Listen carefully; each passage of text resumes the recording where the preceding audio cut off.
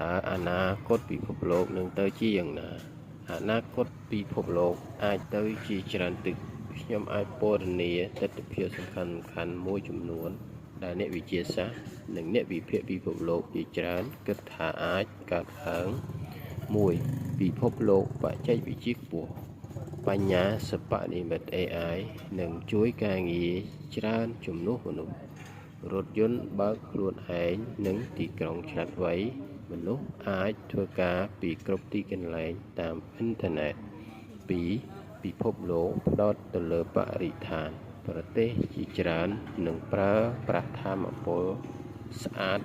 ដូចជាព្រះអាទិត្យនិងខ្យល់សម្ពាធធនធានការពារធនធានធម្មជាតិនិងកាត់បន្ថយការបំពុលការរស់នៅបែបបៃតង Green River 3ការរីកចម្រើនក្នុងអវកាសមនុស្សអាចរស់នៅលើពិភពផ្សេងៗ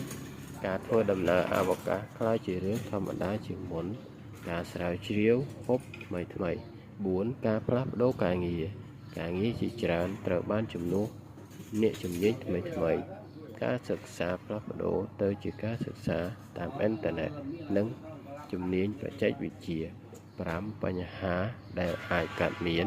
ការប្រែប្រួលអាកាសធាតុភាពខុសគ្នារវាងអ្នកមាននិងអ្នកក្របញ្ហាសន្តិសុខបច្ចេកវិទ្យាសរុបអនាគតពិភពលោកអាចល្អឬពិបាកគឺអាស្រ័យលើការសម្រេចចិត្តរបស់មនុស្សសពថ្ងៃនេះ